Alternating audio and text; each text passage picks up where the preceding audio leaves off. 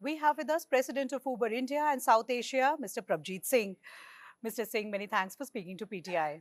Thank you. Mr. Singh, Uber has announced a lot of initiatives, a slew of initiatives for drivers in India. You have about 1 million drivers on your platform. Could you take us through the big takeaways of today's announcements? It's our 11th year of operations in the market, and we just hit an important milestone of more than 1 million active drivers on the platform. We take that responsibility very seriously. And one of the things we continue to do is to listen to drivers to make our platform better. So today, as part of Uber Pragati, we have announced a series of new features which are focused on our drivers to make their experience with Uber safer, easier, and fairer. Just to give you an example, when it comes to safety, we have introduced features like women rider preferred, which is targeted at our women drivers. Even though in a minority right now, they have been very vocal in requesting for features which allows them to be matched with a woman rider if preferred during certain hours or certain pockets. We have also shared our integration on SOS with certain law enforcement agencies, where if a driver is experiencing some trouble during a trip, they can actually request for the details to be shared with the local police control center, which allows the law enforcement authorities to provide support. When it comes to making it easier, we've introduced multiple features. For example, instant payments. One of the biggest feedback for drivers has been that if I do a digital trip where the consumer has paid through a digital method, I would like to be able to cash out faster. And today we have actually introduced a UPI-based mechanism which allows them to cash out right after the trip gets closed within 5 seconds. And that, I think, is a feature which drivers love.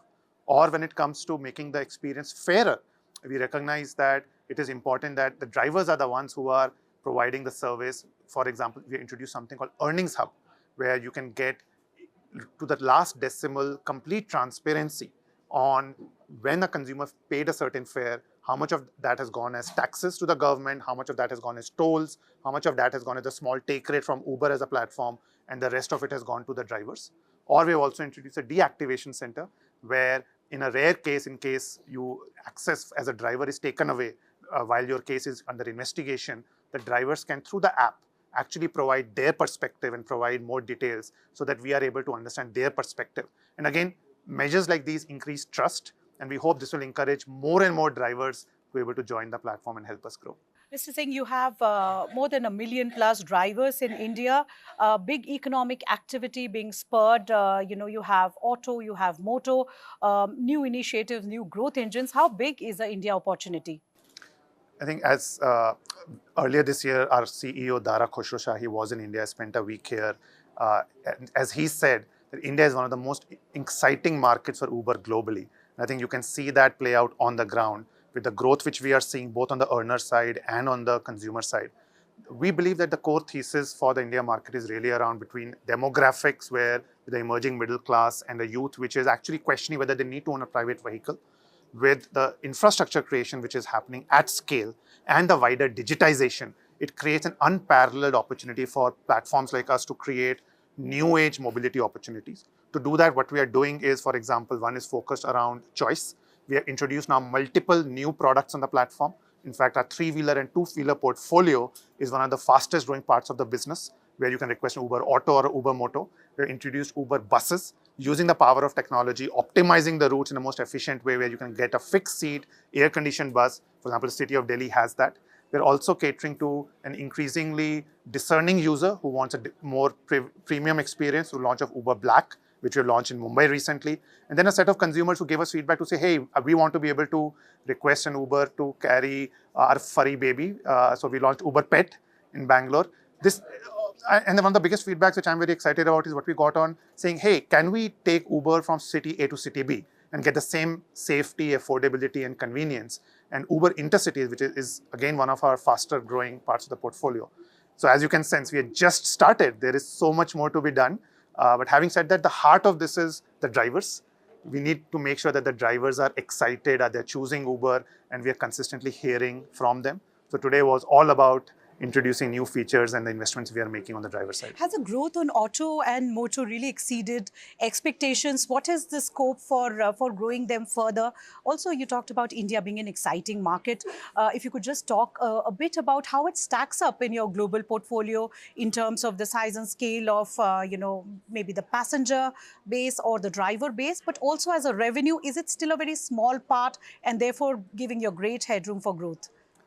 It is one of our largest market by volume. In fact, it's the third largest market and growing at a very rapid pace.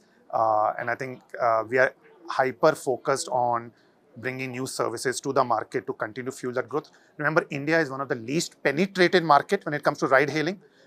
Less than 1% of the trips in a city today happen on ride-hailing platforms. It just shows, and that number is 3 to 5% in multiple mature cities globally. That gives you the sense of the headroom for growth in a market like India as the ecosystem evolves. We continue to hence be excited about the direction it is taking. We're also quite obsessed about making sure that we focus on the basics. We are a disciplined company. We are executing with rigor.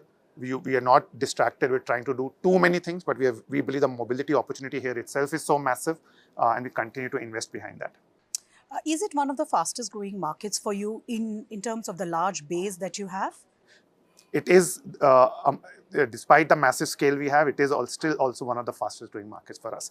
And that makes it incredibly exciting. This is, for me, 10th year in, and it still feels like day one, just given how much more needs to get done to, and the hyper growth which we are seeing. It is, we are excited about you spoke about the three-wheeler, two-wheeler categories.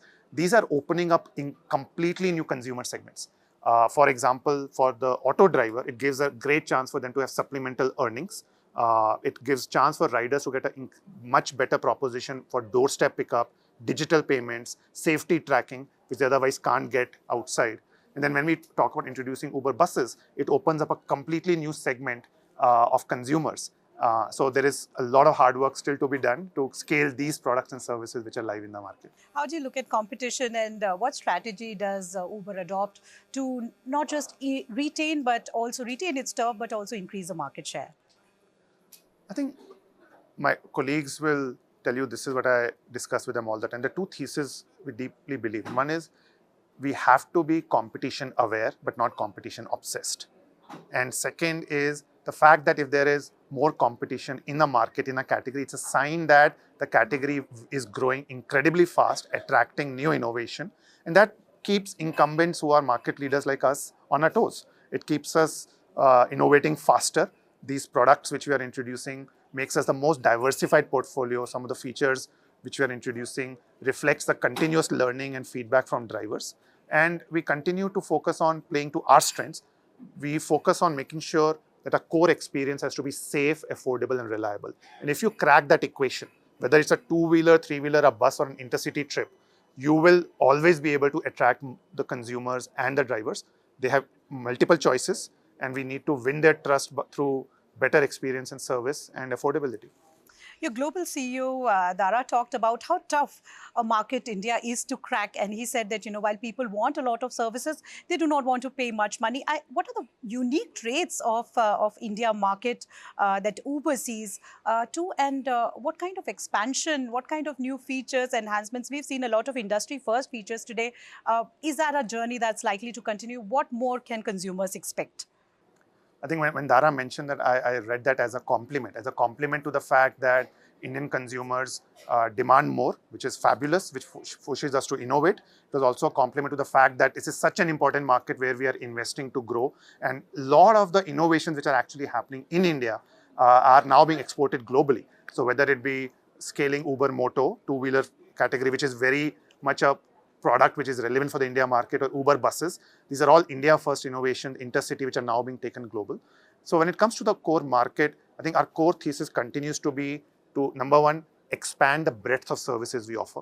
Because the same consumer in certain occasions wants to use an Uber to go to office in an Uber Premier, but may want to use an Uber intercity during the vacation, or for certain commute use cases may want to try out Uber shuttle. Second is to expand the depth of our presence in the market. So we are operating in 125 cities. Now with a product portfolio which is even more diverse, we can actually start entering more locations because those use cases will be more relevant. And then third is to really focus on making the trips more affordable. Now that requires us to focus on efficiency, consumer experience, making sure we are able to bring the best technology to work behind the scenes to make that. And if you're able to make this combination work, no reason why we can't continue to grow at the hyper growth phase which we are seeing in our business. What kind of expansion can we expect in terms of new locations? You said you are already there in 125 cities. There are huge possibilities, in a country like India. What are the targets for 2025? And as we approach the new year, it's a full year of possibilities up ahead. What kind of expansion, what kind of strategy will we see Uber looking at when it, operates in terms of operating in India? I think our thesis continues to be around that the markets which we operate in themselves have significant depth where we can introduce multiple services.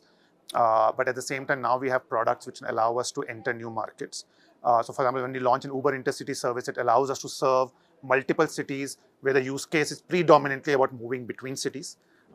We have also introduced services like Uber Package, which has relevance beyond just the urban centers. You want to move things from point A to point B, might be ghar ka khana cooked by someone's mother and they want to just send it to the workplace, to a Rakhi gift from the brother to the sister. We're seeing all kinds of interesting use cases. And the way to do that is we are using the same supply pools. Remember, that same two-wheeler driver is carrying passengers in certain hours of the day, and in between is delivering a package, can actually start enabling multiple such services over a period of time. So we are excited about just the different vectors in which we can grow the market right now. And we continue to make the investments, by the way, not just on the business, but also on talent. So India is also a very large engineering center for us globally. We have two thriving centers, Bangalore and Hyderabad, where the teams are building cutting-edge solutions, not just for India, but for the world from India. Would that grow as well? The headcount in India, would that grow as well? We continue to scale our centers, and the talent density in India is so exciting that it allows us to really create world-class solutions from India. And the fact that many of these engineers are actually based locally, they get to see the diverse product portfolio, shuttle, intercity, automotive, and they're able to then experience the product, reflect that into the work, which can then be exported globally.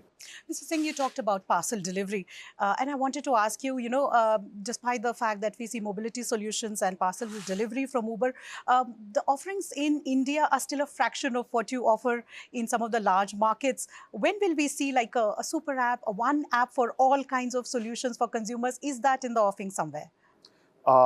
It's hard for me to crystal gaze into the future, but right now the mobility opportunity itself, as I said, is so massive, so underpenetrated. The number of products and services which we have launched have barely scratched the surface, and there's so much more to be done. Even though we are growing leaps and frogs, we need to be able to continue to invest behind the mobility ecosystem. And India is an incredibly important market. It's a multi-decadal opportunity, and hence you should expect that we continue to bring cutting-edge innovation to the market and also taking innovation from India to the rest of the world. Let's turn to DPI. You have announced an MOU, you've inked an MOU with ONDC. What's the status on that? We are very excited about the digitization which is happening thanks to DPI in India. I think whether it be leveraging Aadhaar, which we spoke about, which allows instant onboarding to drivers, using UPI, which allows both consumers to have a seamless experience and drivers to be cashed out. And now we're excited about also to see how ONDC on the commerce side plays out. I think over the last 12 months, we have seen multiple new players join the network and introduce new services. We are excited about the possibilities because it will digitize the ecosystem faster, and as a leading player, it helps us. B, it can create opportunities for us to collaborate in pockets where we can add significant value. So we are in advanced stages of discussions and work to bring certain kind of services through the network. The Labour Ministry is talking about finalizing the contours of a social security framework for gig workers. How important an initiative is it? And, what is Uber going to, what do you have any asks as that social security framework gets implemented in India? I think we have always been in the forefront for advocating for a legislation like Code on Social Security. And I think huge kudos to the Indian government to actually come up with this path-breaking legislation, which both houses of parliament have already approved. We are already encouraging drivers to sign up through the eShram portal, and we are on standby to contribute to the Code on Social Security Fund, which can then fund the efforts required to support the gig workers. And we think this can become a gold standard model for multiple countries to follow, and we continue to advocate for that. My only ask will be to see an urgent and agile implementation of the same, because we are on standby to embrace it on day one. Where do you think stand on the electric fleet for the ride-hailing business, given this whole belief that the future of mobility is indeed electric? We take, as the largest ride-hailing player in the ecosystem, our role and responsibility towards sustainability very seriously. And you have heard us introduce multiple new innovations in the market. Uber Green Service in multiple cities. We have onboarded electric autos, electric two-wheelers on the platform, and really created a seamless earning opportunity for vehicle owners and fleets on that. Having said that, electrification and sustainability is a multi-year transformation, and we believe is a team sport where everyone in the ecosystem has to come together to play their role, whether it be the government in terms of the policy enablement, for example, the right quantity and direction of the subsidies. We absolutely advocate for those subsidies to be directed towards ride-hailing vehicles, which tend to be on the road a lot longer than private vehicles. OEMs, which are vehicle manufacturers, to make sure that the vehicle price point which is available is affordable. Today, the most commonly used four-wheeler car on the market is still 50% more expensive than alternatives. For financiers to come up with attractive green financing schemes, which is able to then give confidence to fleets and individual earners to embrace those vehicles. We see our role as integral in being the demand generation platform and the catalyst to make this happen. And we continue to stitch together multiple partnerships, but all of us have to come together and stay the course to make this happen. And we have to hold each other accountable on this. Mr. Singh, how is Uber raising the bar on security and reliability of offerings? Also, as a consumer today, if I were to book a cab on Uber or any of the other services that you offer, what are the chances of me being able to book those services within the time frame that you aspire for? Let me take this question in two parts. One is safety, and other is reliability. I think on safety, you know that safety is the heart of a company when that is a value. So we have 8 values globally, which we live by as a company. And one of them is actually around standing for safety, which shows that how seriously we take that. And we continue to invest in safety, both for riders and drivers. So for example, we take a lot of pride in being industry leaders when it comes to safety features which are relevant pre-trip, whether it be background checks, whether it be being able to do call anonymization, during the trip, being able to offer services like ride check, that if your vehicle stops or has an inordinate delay somewhere, you get a notification and we check with you, or post-trip safety helpline, which allows you to actually reach out in case there's an incident. Today, we announced features which are driver-focused. For example, women rider preferred, helmet selfie. Two-wheelers is a fast-growing product. Imagine if you are able to now use a selfie before a trip starts and make sure that the driver has a helmet on. He or she needs to actually verify that with a photograph, which instantly confirms that is on. So measures like these become deeply integral, or the integration with the local law enforcement agencies on SOS integration. Now, these become incredibly strong enablers, and this is both a right thing to do, but also it helps us grow the business because more riders and drivers can choose Uber over any other option in the market. So you will continue to see us make investments in safety across the board. Having said that, you can never say it is sufficient. You have to keep pushing the boundaries and keep trying to make the platform safer, and we obsess about it. When it comes to reliability, look, this is the reason why consumers come to our platform. That if you request for a vehicle, four-wheeler, three-wheeler, two-wheeler, whether the vehicle turns up in the time without anyone asking any question, and you are able to do that in the acceptable limits, we have made significant progress on that. There are pockets in cities where that experience is more magical, but yes, there are pockets which we can do better, particularly peak hours in certain geographies. Some of it is continuous technological improvements which we are doing, for example, compensating drivers for long pickups, trip radar, which we have offered today, which is giving more choices to drivers. Imagine if you're a driver and you get multiple choices, which means your likelihood of accepting a trip goes up. At the same time, underneath this, we have to keep creating reasons to attract more drivers and vehicles to the platform. We expect the market to always be vehicle constrained, which means we need to keep putting drivers at the heart of what we do, and we need to create reasons to attract more vehicles and drivers to the platform, and that will improve reliability.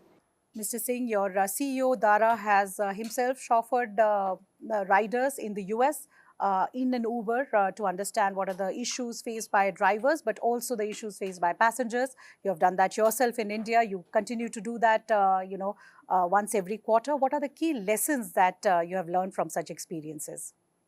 As a rider, I am a what I call a power user. I have probably done more than 10,000 trips on the Uber platform, and each of the trip I keep an eye out to what I can learn. And as a driver, I have done little less percentage than this for understandable reasons, but every few months I go out on the road and try and drive across different cities. And each time it is an eye-opening experience. You can never say you've learned enough. It's a common theme across each time is it's very humbling. It's humbling to realize that it is a demanding vocation.